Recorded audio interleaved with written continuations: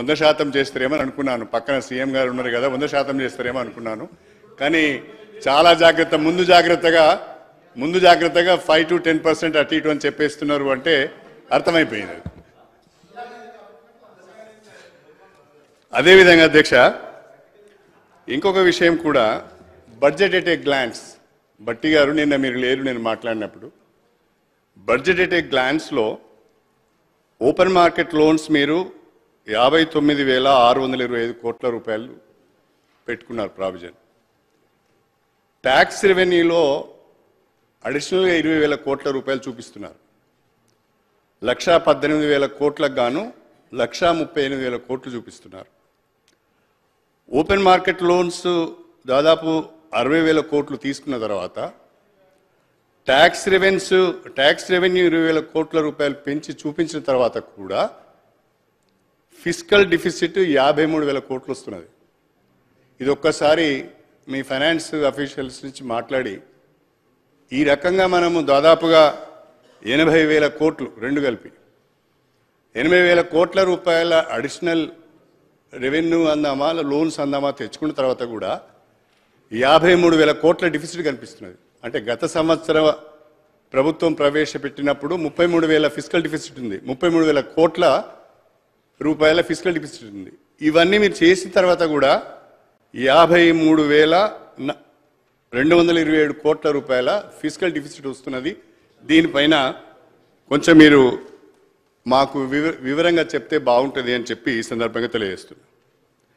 రెండవది అధ్యక్ష, మీరు 2 లక్షల ఉద్యోగాలు కొత్తగా ఏర్పాటు చేస్తాం, జాబ్ క్యాలెండర్ను ప్రకటిస్తా అన్నారు.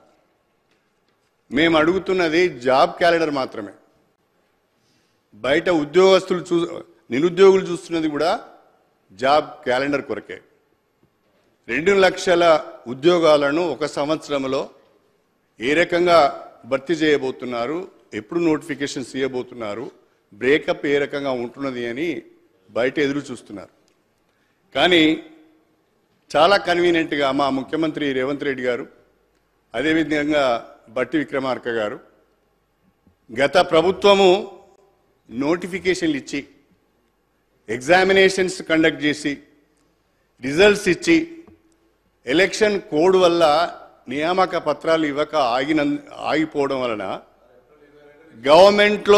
గవర్నమెంట్లోకి మీరు వచ్చిన తర్వాత ఇవన్నీ కూడా నోటిఫికేషన్లు మేమే ఇచ్చాం, పరీక్షలు మేమే నిర్వహించాం, ఇవన్నీ కూడా మేమే చేసామని మీరు మీ క్రెడిట్ బాక్స్లో వేసుకోవడం సరిగా లేదు. ఇవన్నీ కూడా ఒక్క నోటిఫికేషన్ ఇంతవరకు ఇవ్వలేదు. ఇవ్వకుండానే ఈ ఉద్యోగాలని కాంగ్రెస్ పార్టీ ఇచ్చినట్టుగా మీ అకౌంట్లో వేసుకుంటున్నారు. ఎవరు చేసిన అధ్యక్ష సార్, మేము ఎక్కడ కూడా ప్రతి నియామక కార్యక్రమంలో నేను హైదరాబాద్ ఇన్ఛార్జ్ మంత్రికి పాల్గొన్న అధ్యక్ష, ఎక్కడ ముఖ్యమంత్రి గారు కానీ ప్రభుత్వం కానీ మేము నోటిఫికేషన్ అని చెప్పలేదు. మీ నిర్లక్ష్యం కారణంగా ఏప్రిల్ 22 వేసారు నిన్న పోలీస్ కార్మికులు. వాటి వల్ల ఆగిపోయిన వాటిని మేము వెంటనే ప్రభుత్వంలో వచ్చిన 2 నెలల్లో న్యాయపరమైన చిక్కులు పరిశీలించి దానికి సంబంధించినటువంటి ఆగిపోయిన సమస్యను పరిష్కరించి ఇస్తా. మీరు ఇప్పుడు గౌరవ సభ్యులు మీరు నిన్ననే ఆ వారానికి ఇచ్చినారు సార్. మేము కూడా చెప్పినాం, కొద్దిగా ఈ బెదిరించులు ఈ మాటలు ఇంకా అధికారంలో అనుకుంటే పొరపాటు, జాగ్రత్తగా మాట్లాడాల్సిన అవసరం ఉన్నది. నేనేమంటున్నా, శ్రీహరి గారు గౌరవ మాట్లాడినటువంటి భాషకు సంబంధించి వారు అన్నటువంటి మేము ఎక్కడ కూడా ప్రభుత్వంలో ఇప్పుడు మీ 2 నెలల ఎందుకు సార్, ఇప్పుడు 2 నెలలనే నోటిఫికేషన్ వేయలే. Telangana state public service commission వేసినాము.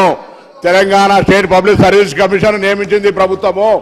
నోటిఫికేషన్ల ప్రక్రియ కొనసాగుతుంది. నోటిఫికేషన్ల ఉద్యోగం వేస్తూ ఓపిక పట్టండి. మీ ఉద్యోగాలు వేయని ఉద్యోగాలు వేరేటోళ్ళకి రావాలనుకుంటే ఎట్లా అధ్యక్ష? తప్పకుండా ఉద్యోగాలు ఇస్తాం. మీ ఉద్యోగాలు వేయడానికి వేరేటోళ్ళకు ఉద్యోగాలు రావాలనుకుంటే ఎట్లా అనేటువంటి మాట ఈ సందర్భంగా జ్ఞాపకం చేస్తాం. గౌరవ మంత్రివర్యులు ప్రభాకర్ గారు ఒక మాట అయితే చాలా స్పష్టంగా ఒప్పుకున్నారు. మేము నోటిఫికేషన్ ఇవ్వలేదు, మేము ఇచ్చినామని చెప్పలేదని. నేను గౌరవ ముఖ్యమంత్రి గారు సభలో ఉన్నారు, వారిని నేను మీ ద్వారా అడిగేది ఏంటంటే,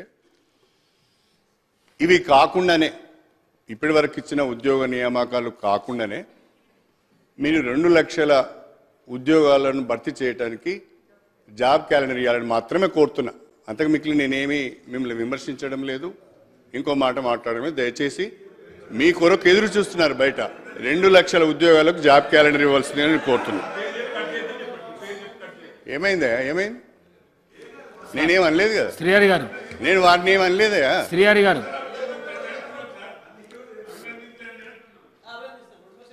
శ్రీహరి గారు, ముఖ్యమంత్రి గారు ఇట్లయితే కష్టం. నేనేమో చాలా శ్రీహరి గారు సభా సాంప్రదాయాలకు కట్టుబడి మాట్లాడుతున్నాను. అధ్యక్ష, అదేవిధంగా 6 గ్యారంటీలకు సంబంధించి నిన్న నేను ఒక లెక్క చెప్పాను అధ్యక్ష. స్పష్టంగా గణాంకాలతో సహా వివరించాను. బహుశా అది ఫైనాన్స్ మినిస్టర్ గారికి చేరి ఉంటుంది. నేనేమంటానంటే ఆ 6 గ్యారంటీలకు 53,196 కోట్ల రూపాయలు బడ్జెట్లో కేటాయించారు. ఈ 53,196 కోట్ల రూపాయలు ఆ 5 హామీలు ఉన్నాయి. 6టికి బదులు యువ వికాసం వదిలిపెట్టి 5 రాశారు బడ్జెట్ డాక్యుమెంట్లో. ఈ 5 గ్యారంటీలకు ఈ 53,196 కోట్ల రూపాయల బ్రేకప్ ఒకసారి చెప్పాలని నేను ఫైనాన్స్ మినిస్టర్ గారిని కోరుతున్నా.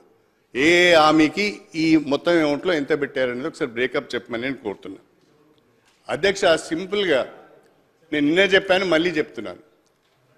4 నియోజకవర్గానికి 3,500 ఇళ్ల చొప్పున 119 నియోజకవర్గాలకు 4,16,000 ఇండ్లు అవసరం పడతాయి అధ్యక్ష.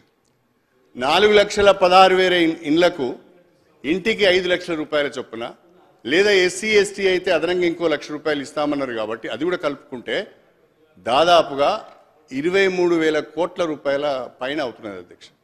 కానీ మనం పెట్టింది 7,700 కోట్ల రూపాయలు మాత్రమే. దీన్ని ఏ రకంగా ఇందిరమ్మ ఇండ్లను మీరు ఏ రకంగా పూర్తి చేయబోతున్నారని నేను అడుగుతున్నా. నేను అడిగేది ఏంటి అంటే, బడ్జెట్ తక్కువ పెట్టారు, వీలైతే మీ అప్రాప్రియేషన్లో కొంచెం ఎక్కువ పెడితే మీరు అనుకున్న ఇందిరమ్మ ఇండ్లు అందరికి వచ్చే అవకాశం ఉంటుందని మాత్రం నేను చెప్పదలుచుకున్నాను. అదేవిధంగా అధ్యక్ష, ప్రధానంగా మా సోదరులు బట్టి విక్రమార్క గారు డిప్యూటీ సీఎం అయ్యారు, ఫైనాన్స్ మినిస్టర్ కూడా అయ్యారు. కాబట్టి కాంగ్రెస్ పార్టీ మేనిఫెస్టోలో పొందుపరిచిన విధంగా డాక్టర్ బిఆర్ అంబేద్కర్ గారి అభయహస్తం ఎస్సీ ఎస్టీలకు సంబంధించి ప్రతి ఒక్కరికి 12 లక్షల రూపాయల చొప్పున ఆర్థిక సాయం చేస్తామన్నారు. తప్పకుండా బట్టి విక్రమార్క గారు ఫైనాన్స్ మినిస్టరే కాకుండా దళిత సామాజిక వర్గానికి చెందిన వ్యక్తి కాబట్టి మా పట్ల, లేకుంటే ఈ వర్గాల పట్ల తప్పకుండా ప్రేమ ఉంటుంది, బడ్జెట్ ఉంటుందని అనుకున్నాను. కానీ ఎక్కడ కూడా మీ డాక్యుమెంట్లో చెప్పమ్మా, సార్ని అడగండి.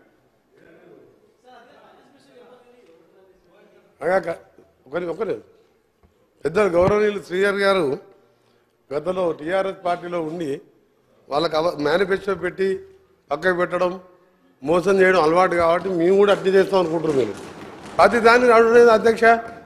వచ్చిన 2వ రోజే ప్రతిపక్షం అంటే ప్రతిపక్షానికి మీరు ప్రతిపక్షం కాదు, ఫ్రస్ట్రేషన్ పక్షం. అధికారం పోయింది, ఏం చేయాలి? వారు అంటున్నాడు, మా రేవంత్ రెడ్డి గారు కాదు, మన హరీష్ రావు గారు అంటున్నారు నేనే సీఎం అయితే అని. అంటే కొంచెం ప్రాబ్లం వచ్చింది అర్థం వీళ్ళకి. దానికి మనం ఏం చేయలేము, ఇక దాన్ని ఎవరు ఏం చేయలేరు. ఇక దేవుడు కూడా కాపాడలేడు. ఒక్క నిమిషం సార్, దేవుడు కూడా కాపాడలేడు వీళ్ళని, దేవుడు కూడా కాపాడలేడు. రాక నలగొండకు వచ్చింది అధ్యక్ష. మన వర్షాలు లేక ఇబ్బంది పడుతున్నాం, మంచినీళ్ళు లేవు. జగన్మోహన్ రెడ్డి బిర్యానీ తినిపించిండు, రాసిచ్చిండు. వస్తా అధ్యక్ష, వస్తా వీళ్ళు ఎమ్మెల్యే అధ్యక్ష. ఎంత ఐరన్ లేక అంటే వీళ్ళ పార్టీ వస్తా పాప 38 ఏళ్ళ ఓంకువాడు సార్. ఇద్దరు చిన్నపిల్లలు మస్తెక్కి హైదరాబాద్కి కార్లలో దోసుకున్న సొమ్ముతో ర్యాలీ తీసుకొని హైదరాబాద్కి వచ్చి ఆ ఎమ్మెల్యే ఆగో చెప్తా మీ చరిత్ర సార్. కృష్ణానీలే సార్, 400 మంది లేక 400 మంది లేరు సార్ వీళ్ళకు. 400 ప్రజలు చీదరించిరు, 400 ప్రజలు టీఆర్ఎస్ బహిష్కరించును. హైదరాబాద్కి వెళ్ళి రౌడీల కార్లు వేస్తే సార్ ఆ ఓంకాడు చనిపోతుంది సార్. ఓంకాడు చనిపోయింది సార్. ఇద్దరు చిన్నపిల్లలు, మొన్న నేను లేకుంటే ఓంకాడు చనిపోతే కనీసం మా జిల్లా ఉన్న ఏకైక ఎమ్మెల్యే గాని మంత్రి గారు కేసీఆర్ గాని కేటీఆర్ గాని ఆ కుటుంబాన్ని ఆదుకుంటామని అంటలేరు సార్. ఎంత దరిద్ర రాక జిల్లాకు వచ్చి ఓ మనిషిని పొట్టలు పెట్టుకోరు. ఈయన మేనిఫెస్టో గురించి మాట్లాడుతున్నాడు సార్. ఒకటే చెప్తుంది సార్, ఈయన మేనిఫెస్టో 2001లో పార్టీ పెట్టింది సార్. నీ దుకాణం మంది నాదే, మంత్రి గారు దుకాణం మంది సార్. ఒకటి సార్ అసలు పాయింట్కి వస్తున్నా సార్. అసలు పాయింట్కి వస్తున్నా. అరే మీ చరిత్ర చెప్తా సార్. 2001లో సార్ కేసీఆర్ గారు పార్టీ పెట్టిండు సార్. పార్టీ పెట్టినప్పుడు ఏం చెప్పిండు సార్, ఈ రాష్ట్రానికి మొదటి ముఖ్యమంత్రి దళితుడే. కేసీఆర్ మాట అంటే మాటే, ఆ మాటకి కాకుండా నా తల తీసుకుంటా అన్నాడు. తల ఉందా సార్ కేసీఆర్ది? దళితులు ముఖ్యమంత్రి చేసిన దళితుడు ప్రతిపక్ష నాయకుడు అయితే, అదే బట్టి విక్రమ్ దళితుడు ప్రతిపక్ష నాయకుడు అయితే ఆయన గడుకోసారి ఆ స్థానం చూడలేక 13 సార్ చాలా ఇంపార్టెంట్ సార్. ఇది చాలా ఇంపార్టెంట్. మేనిఫెస్టో గురించి మాట్లాడినప్పుడు మేము మాట్లాడాలి సార్. దళితుడు ప్రతిపక్ష నాయకుడు అయితే ఓర్వలేక 13 మంది ఎమ్మెల్యేని అంగట్లో పశువులను కొన్నట్టు కొని మా దళిత ప్రతిపక్ష నాయకులు ఈ రోజు మేనిఫెస్టో గురించి మాట్లాడతారా? కేసీఆర్ గారు మేనిఫెస్టో టీఆర్ఎస్ పార్టీ నీ అబద్ధాల పార్టీ. మాకు చెప్పిన మేనిఫెస్టో 2 రోజులలో 2 అమలు చేసినాం, ఇంకా చేస్తాం, చెప్పని కూడా చేస్తాం. మీ దుకాణం బంద్ చేస్తాం. మీరు అనవసరంగా లేకపోతే మాటలు మాట్లాడు. శ్రీహరి గారు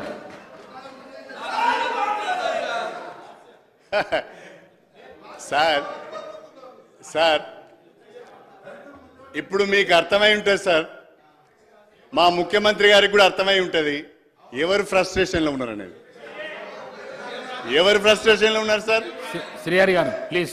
కాదండి సార్, మీరు ఆపారే సార్. మాట్లాడుతున్నారు. ఆయన మాట్లాడిన తర్వాత ఆపడా సార్? అరే ఒక మంత్రి సార్, ఒక మంత్రి గారు మస్త్ ఏంది సార్, మస్త్ ఎక్కిందని మాట్లాడింది సార్. ఒక మంత్రి గారు శాసనసభలో మాట్లాడవలసిన భాషనేనా సార్ అది? ముఖ్యమంత్రి గారు దీనికి ఒప్పుకుంటారా సార్ ఇది? కానీ ఒక్క మాట మాత్రం చెప్పాలనుకుంటున్నా సార్. మా పార్టీ ఏమని అనుకొని ఆ పార్టీ ఏమని అనుకొని నేను ఒక మాట మాత్రం చెప్పాలనుకుంటున్నా. నేను ప్రస్తుత ముఖ్యమంత్రి రేవంత్ రెడ్డి గారు పూర్వాశ్రమంలో మేము ఒకటే స్కూల్లో చదువుకున్నాం సార్. నేను సీనియర్ స్టూడెంట్ సార్, ఆయన జూనియర్ స్టూడెంట్ సార్. ఆయన ముఖ్యమంత్రిగా ఉండాలని మాత్రము నాకు మనసు నిండా ఉన్నది సార్. కానీ రేవంత్ రెడ్డి గారు కొంచెం మీ వాళ్ళతో జాగ్రత్తగా ఉండండి. రేవంత్ రెడ్డి గారు ఫ్రస్ట్రేషన్ లో మాట్లాడుతున్నారు ముఖ్యమంత్రి గారు. మా వైపు నుంచి మీకు ఏం ప్రమాదం ఉండదు, మీరేం మా గురించి వరి కాకండి. మీ వాళ్ళని జాగ్రత్తగా చూసుకోండి. జాగ్రత్తగా చూసుకోండి. శ్రీహరి గారు ప్లీజ్. అధ్యక్ష, నేను మా ఫైనాన్స్ మినిస్టర్ గారిని అడుగుతున్నా.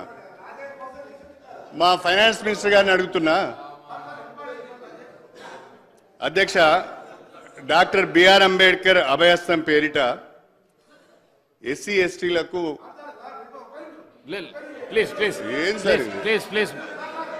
Sir I'm not yielding sir. Doctor BR Ambedkar అభయస్థం పేరిట అవకాశం ఇస్తా. ఎస్సీ ఎస్టీలకు ఒక్కొక్కరికి 12 లక్షల రూపాయల చొప్పున ఆర్థిక సాయం అందిస్తాం. వాళ్ళకు ఆర్థిక స్వావలంబన కల్పిస్తాము, ఉపాధి అవకాశాలు కల్పిస్తామని చెప్పారు సార్. చాలా సంతోషం, వి వెల్కమ్ ఇట్. కానీ విక్రమార్కజీ, బడ్జెట్లో దీనికి సంబంధించిన అలొకేషన్ లేదు. ఒకవేళ ఉంటే ఉన్నది అని చెప్పండి, లేకుంటే రేపు పెడతాము, మళ్ళీ రెగ్యులర్ బడ్జెట్లో పెడతామని చెప్పండి. కాకపోతే ఇంకొకటి అధ్యక్ష, నేను మన కాంగ్రెస్ మేనిఫెస్టోలో ఇంకొక అంశం కూడా చూసిన అధ్యక్ష. షెడ్యూల్ కులాల జనాభాకు అనుగుణంగా దామాషా పద్ధతిన ఎస్సీల రిజర్వేషన్స్ 18% పెంచుతామని ఒక హామీ ఇచ్చి ఉన్నారు మీరు. 1986లో ఎన్టీ రామారావు గారు ముఖ్యమంత్రిగా ఉన్నప్పుడు ఎస్సీ ఎస్టీల రిజర్వేషన్ను జనాభాకు దామాషా పద్ధతిన 14% ఉన్న ఎస్సీ రిజర్వేషన్స్ను 15% చేశారు. 4% ఉన్న ఎస్టీ రిజర్వేషన్స్ను 6% చేశారు. అదేవిధంగా మొన్నటికి మొన్న 2023లో తెలంగాణ ఏర్పడిన తర్వాత షెడ్యూల్ ట్రైబ్స్ యొక్క జనాభా పెరిగింది అని చెప్పి 2023లో 6% ఉన్న ఎస్టీ జనాభాను మనము 10%కి పెంచుకున్నాం. అదే లైన్స్ మీద, అదే సిమిలారిటీస్ మీద నేను ముఖ్యమంత్రి గారిని మా దళిత జాతుల నుంచి కోరేది ఏంటంటే, మీరు మేనిఫెస్టోలో పెట్టారు కాబట్టి, రాష్ట్ర ప్రభుత్వానికి ఆ అధికారం ఉన్నది కాబట్టి, మీరు రేపు నోటిఫికేషన్లు ఇచ్చే లోపట్నే 18% కనుక ఈ రిజర్వేషన్ పెంచితే మా ఎస్సీలకు లాభం జరుగుతుంది కాబట్టి అది ఆలోచించండి అని ప్రోయాక్టివ్గా ఒక నిర్ణయం తీసుకోమని చెప్పి కూడా నేను గౌరవ ముఖ్యమంత్రిని గారిని కోరుతున్నా.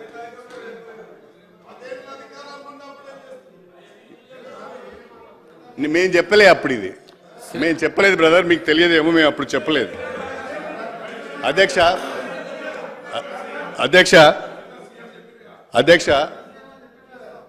నేను గౌరవ బట్టి విక్రమార్క గారితో కోరుకునేది ఏంటంటే, మీరు